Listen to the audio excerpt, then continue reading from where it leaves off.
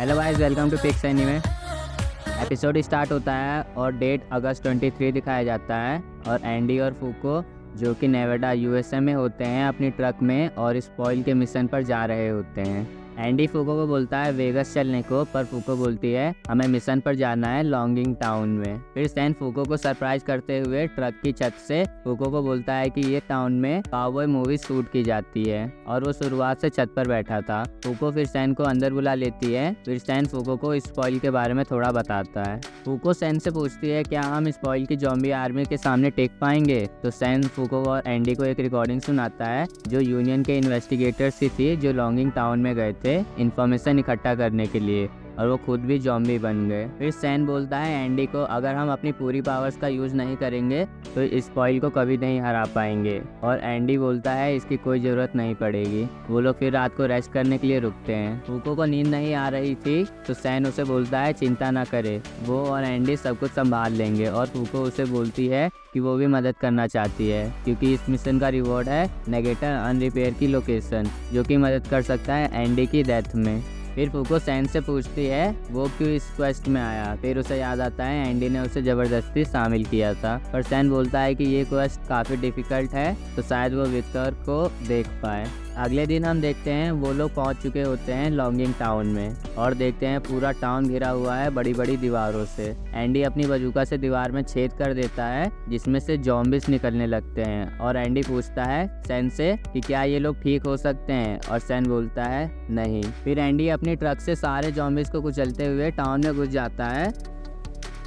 फिर एंडी उस टाउन में घुस के बोलता है कि अगर अभी भी कोई पूरा ज़ॉम्बी नहीं बना है तो वो झुक जाए क्योंकि अब वो सारे ज़ॉम्बीज़ को मारने वाले हैं। फिर एंडी को एक ज़ॉम्बी मिलती है जो कि पूरी स्पॉइल नहीं हुई है और वो बताएगी यूएमए स्पॉइल की लोकेशन।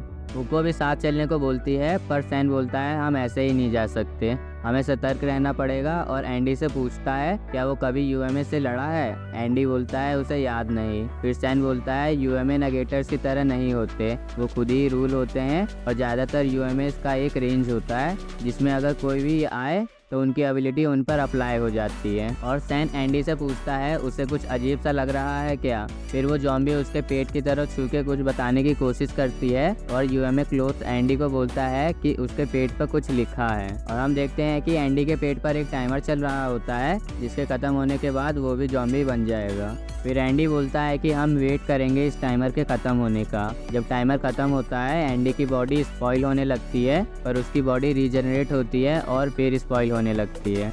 एंडी जो कि हाफ ज़ॉम्बी बन चुका है तो उस ज़ॉम्बी की भाषा समझ पाता है और वो ज़ॉम्बी बोलती है कि वो उन्हें स्पॉइल की लोकेशन बताएगी अगर एंडी उससे शादी करे तो।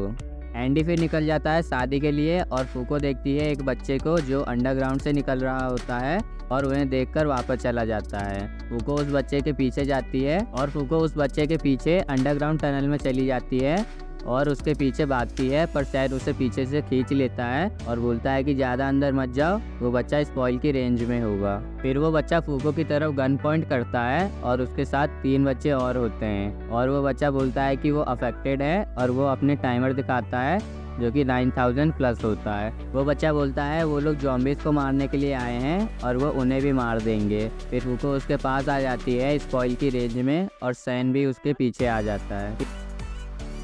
फिर हम देखते हैं एंडी को जो कि चर्च में होता है शादी करने के लिए। फिर वो ज़ॉम्बी एंडी को थैंक यू बोलती है और बताती है कि उसका सपना एक वेडिंग ड्रेस पहनना था, उन्हें शादी करने की ज़रूरत नहीं है, और एक एंजल के स्टैचू की तरफ उंगली दिखाकर बोलती है इसे मार दो।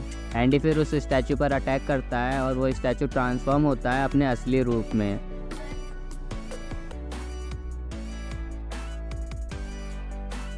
एंडी फिर स्पॉइल पर अटैक करता है और बोलता है सारे ज़ॉम्बीज़ से कि वो स्पॉइल को मारने वाला है, अगर वो अपना बदला लेना चाहते हैं तो आ जाए बेल की साउंड के पास। और सारे ज़ॉम्बीज़ आने लगते हैं उस लोकेशन पर और यहीं पे ये वाला एपिसोड ख़त्म होता है। Thanks for watching guys.